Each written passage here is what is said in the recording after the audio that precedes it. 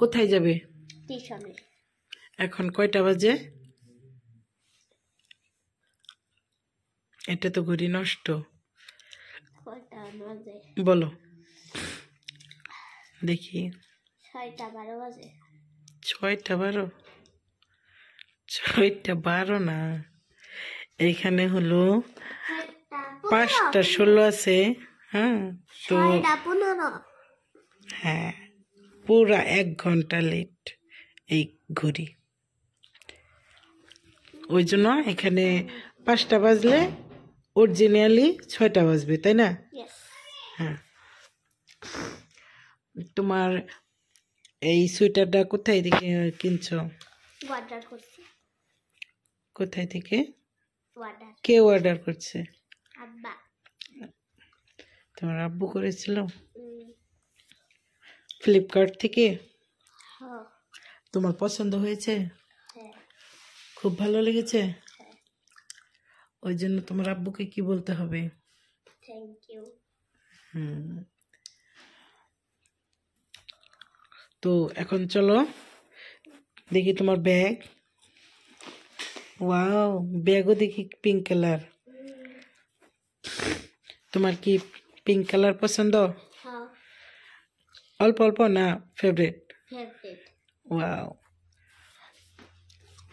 তাহলে এখন চলো তোমাকে নিয়ে যাই। চলো।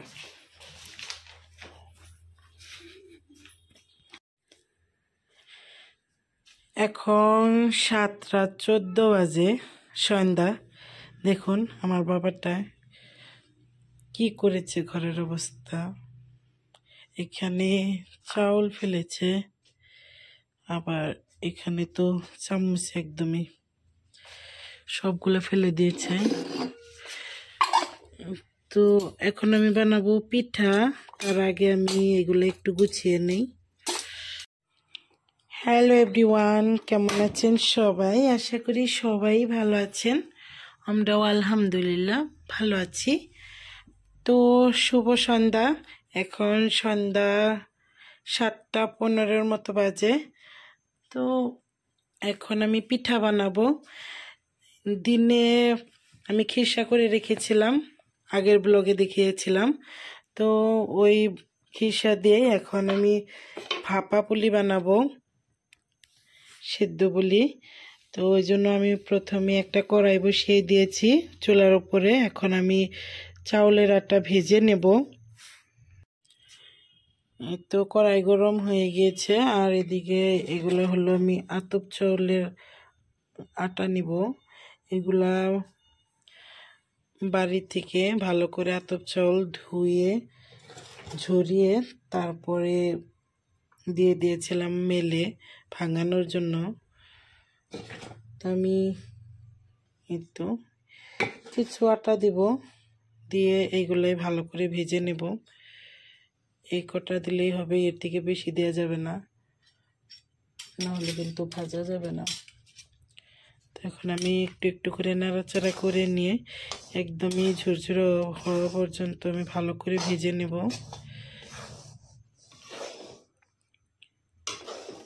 এইগুলা কিন্তু ভাজা হয়ে গিয়েছে, একদমই ঝুরঝুরা। এটা এখন গরম আছে, ওই জন্য এরকম দেখা যাচ্ছে। আসলে যারা পিঠা বানায় তারা কিন্তু বুঝবেই। এটা এখন ভাজা হয়ে গিয়েছে। এখন এটা ঠান্ডা করে নেওয়ার পরে কিন্তু ঝুরঝুরা হয়ে যাবে।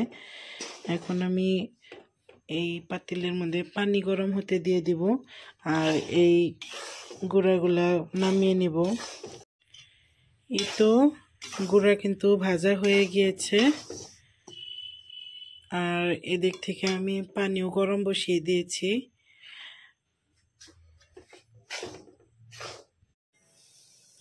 পানিতে বলক চলে আসছে, আর চাউলের আটাগুলা আমি এখন একটা বোলের মধ্যে ট্রান্সফার করে নিলাম।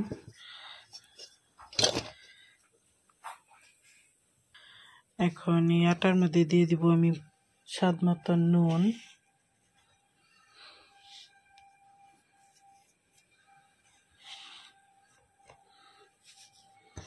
নুন দিয়ে একটু মিক্সড করে নেব। মিক্সড করা হয়ে গিয়েছে। এখন দিয়ে দেবো আমি এর মধ্যে একদমই বলক তোলা গরম পানি।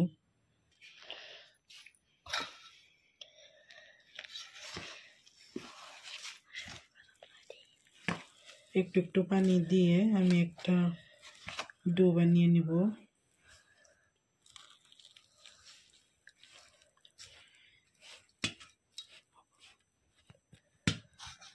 আটাগুলো মেখে নিয়েছি, অনেকটাই গরম,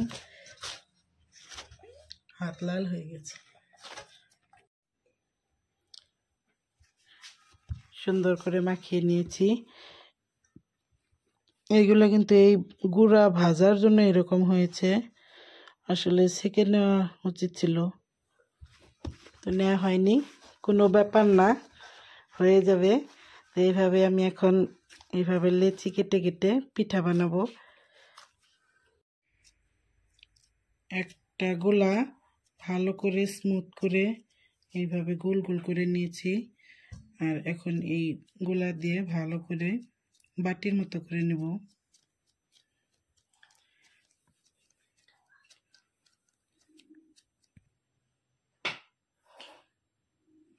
এই তো বাটির মতো করেছি। এখন আমি দিয়ে দেবো এখানে এই তো আগে থেকে বানিয়ে রাখা এই হালুয়া।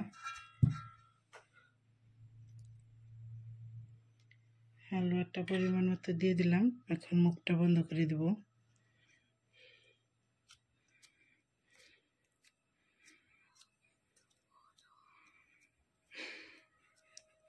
ছোট বড় কোনো ব্যাপার না, যে আর যেটা পছন্দ সে সেভাবেই বানাতে পারে।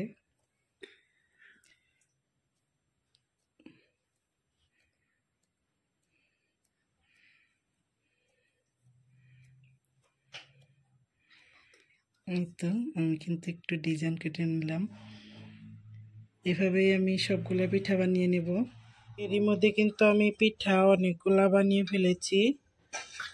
তো আরেক পাশে পানিও গরম হয়ে গেছে। এটা আমি রাইস কুকারের মধ্যে পানি দিয়েছি, আর এটা পিঠা বানিয়েছি। তো এখন আমি এখানে দিয়ে দিব। দেখুন খুব ভালো করে ভাপ উঠে গেছে, আর এই তো পানিও বলক উঠে গেছে। এখন আমি এগুলোর মধ্যে সবগুলো পিঠা দিয়ে দিব।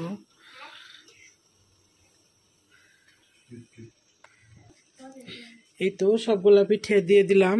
এখন আমি ঢাকা দিয়ে ঢেকে রাখবো 20 মিনিটের মতো। তো 20 মিনিট পরে আবারও দেখাবো। আর এদিক থেকে কিন্তু আমার অনেকগুলো আটা রয়ে গিয়েছে, আর কিছু হালুয়াও রয়ে গিয়েছে, যেটা পুর ভরি। এই পুর ভরা পিঠাগুলাই বানিয়ে নিব। তারপরে বাকি থাকা পিঠার ডো দিয়ে আমি মুঠা পিঠা বানাবো। ওটাকে মেরা পিঠা বলে, তো আমাদের ভাষায় মুঠা পিঠা বলি। আগে ওই পুলি পিঠাগুলো বানিয়ে নিই। বাকি পুলি পিঠাগুলো আমি বানিয়ে নিয়েছি। এই তো দেখুন ভিতরকার পুরো কিন্তু শেষ হয়ে গিয়েছে। এখন বাকি থাকা ডো দিয়ে আমি মুঠা পিঠা বানাচ্ছি। এভাবে আমি বানাচ্ছি, একবার দেখিয়ে দেই। প্রথমে গোল করে একদম স্মুথ করে, তারপরে সাইড থেকে 2 হাতের তালুর এই চোকা করে নিতে হবে। মানে এটা আসলে বলে বোঝানোর কথা না, এটা দেখেই বুঝে নিতে হয়। তো এইভাবে আমি সবগুলা পিঠা বানাবো। এই তো 25 মিনিট হয়ে গিয়েছে। এখন আমার পিঠাগুলো কিন্তু একদমই হয়ে গিয়েছে। পিঠা সবগুলা নামিয়ে নিব।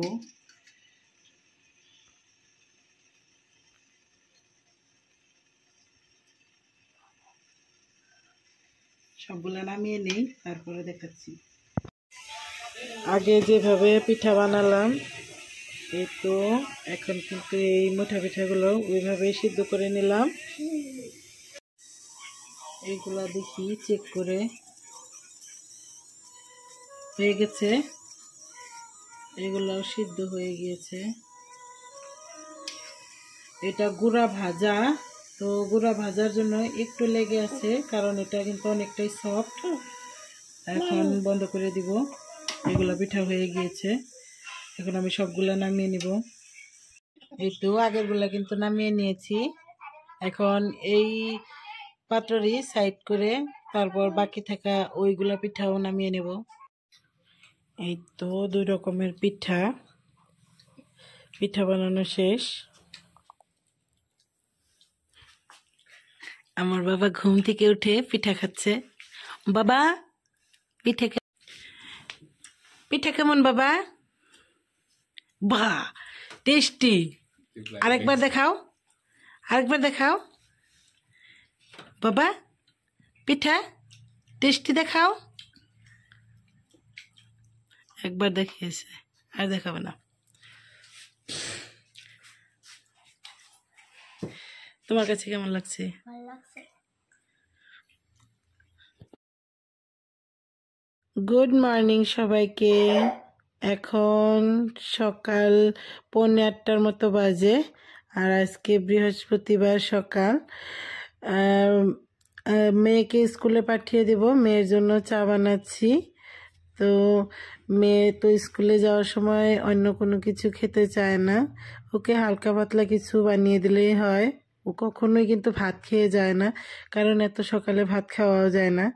এই তো আমি চা বানিয়ে নিয়েছি। এখানে মৈঠা পিঠা যেটা রাতে করেছিলাম ওইগুলা একটু ভেজে নিয়েছি। এগুলা এমনিতেও সফটই আছে, তারপরেও একটু ভেজে দিলাম।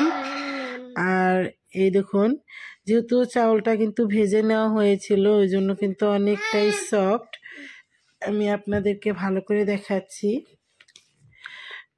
এখন আমরা আজকে সকালের চা এই পিঠা দিয়ে খাবো। এখন আমি আর মেয়ে চা খাবো, আর বাকি আমার হাজবেন্ড আর আমার ছোট ভাই এসেছে রাজিবুল, ও উঠলে আবারও চা বানাতে হবে। তো আজকের ভিডিও এ পর্যন্তই, দেখা হবে নেক্সট ভিডিওতে। ততক্ষণ পর্যন্ত ভালো থাকবেন, সুস্থ থাকবেন, আর আমাদের জন্য দোয়া করবেন। আল্লাহ হাফিজ।